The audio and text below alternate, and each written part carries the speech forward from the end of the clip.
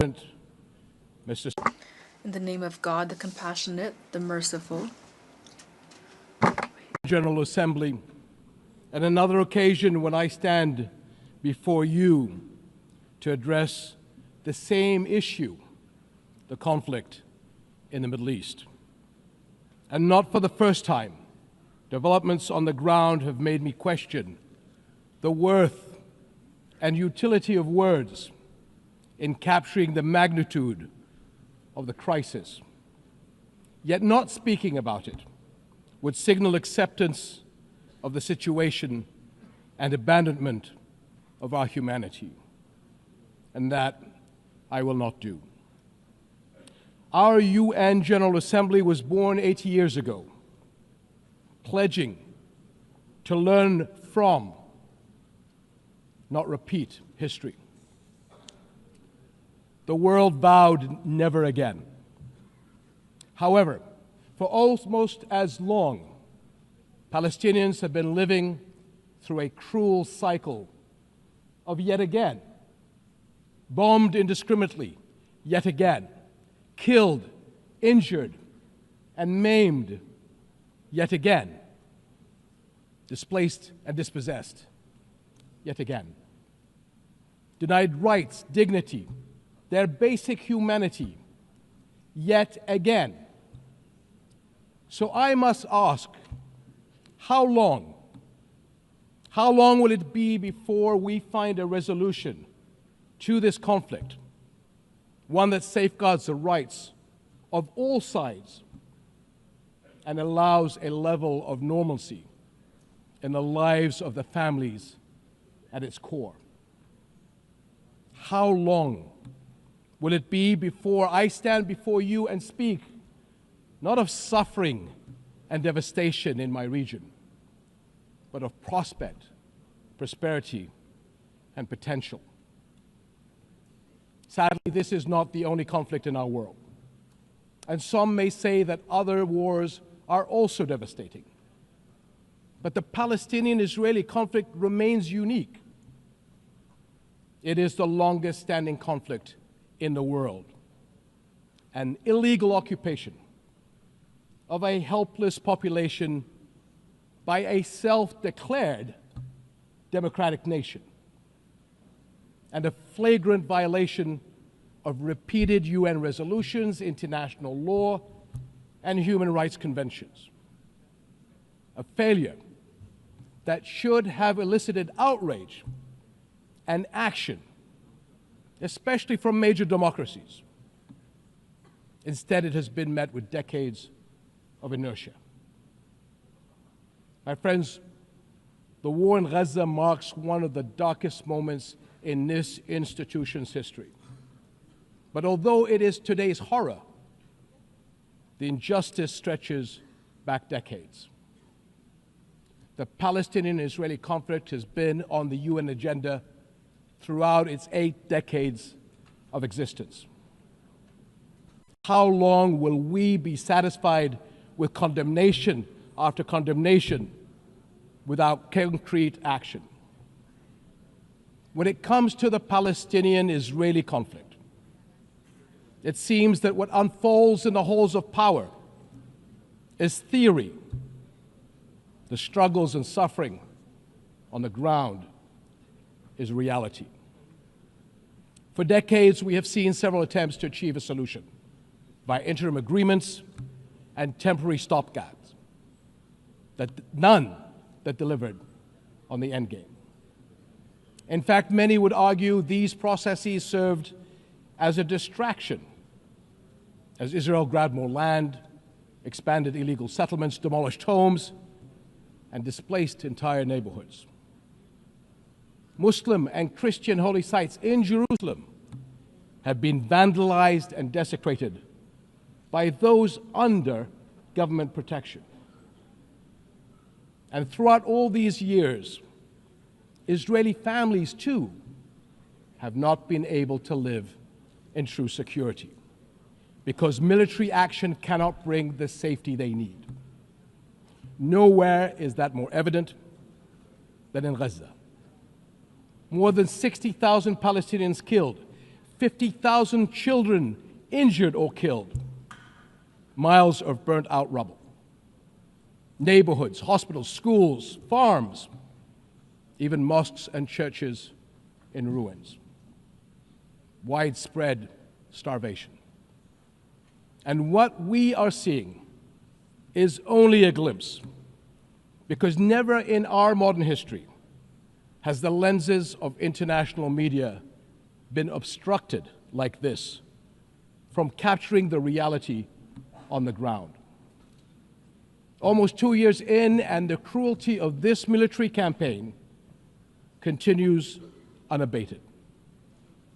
Furthermore, the current Israeli government's provocative calls for a so-called Greater Israel can only be realized through the blatant violation of the sovereignty and territorial integrity of its neighbors. And there is nothing great about that. I can't help but wonder if a similar outrageous call were made by an Arab leader, would it be met with the same global apathy? The international community must stop entertaining the illusion that this government is a willing partner for peace. Far from it. Its actions on the ground are dismantling the very foundations on which peace could stand, and intentionally burying the very idea of a Palestinian state. It has shown how little it respects the sovereignty of other countries, as we have seen in flagrant violations in Lebanon, Iran, Syria, Tunisia, and most recently, Qatar. And its hostile rhetoric calling for the targeting of Al-Aqsa Mosque will incite a religious war that would reach far beyond the region and lead to an all-out clash that no nation would be able to escape. How long before we hold all nations to the same standards? How long before we recognize the Palestinians as people who aspire to the same things you and I do, and we act on that recognition? How long before we recognize that statehood is not something Palestinians need to earn? It is not a reward.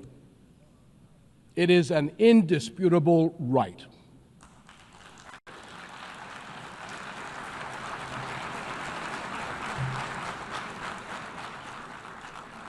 In Jordan, we are determined to work for a world in which people are secure in their homes, are safe to practice their faiths, and are able to live and thrive in dignity. As custodians of Muslim and Christian holy sites in Jerusalem, we safeguard these holy places against actions that violate the city's legal and historical status quo. Compromising the delicate balance in the holy city will turn it into a tinderbox that ignites global conflict. And Jordan is serving as the main base for international humanitarian response in Gaza, working by all possible means to provide critical supplies of aid and food. And we appreciate our regional and international partners.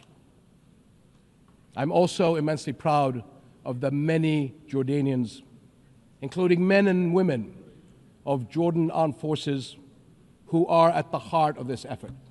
Ground convoys, aircraft crews, doctors, nurses, and mobile medical staff who work even under fire to provide relief. These and countless others carry forward Jordan's deep heritage of compassion and generosity to a people in grave need. My friends, amid such darkness, there is a glimmer on the horizon. We are seeing more nations stepping up on behalf of a permanent ceasefire in Gaza, one that ensures the release of all hostages, unhindered humanitarian aid and support for the Palestinian people as they rebuild.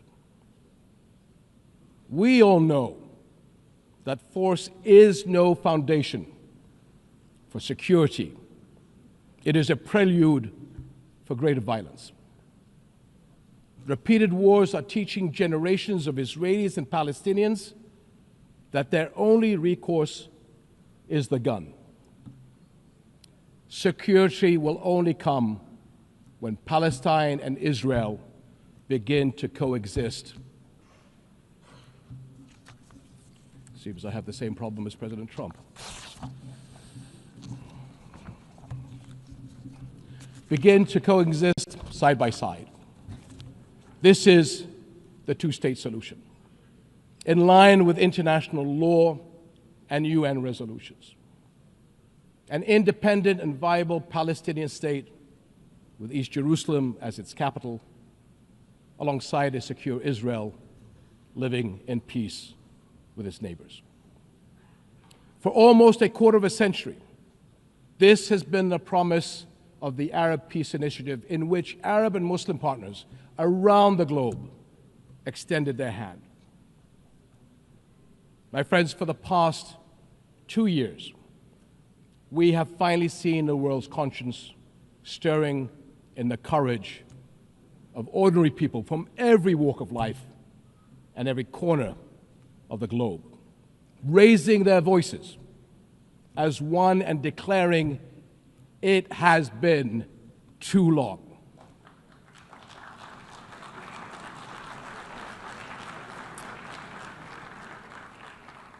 This United Nations must echo that call. It has been too long, and it must act on that call until peace is a reality. Thank you.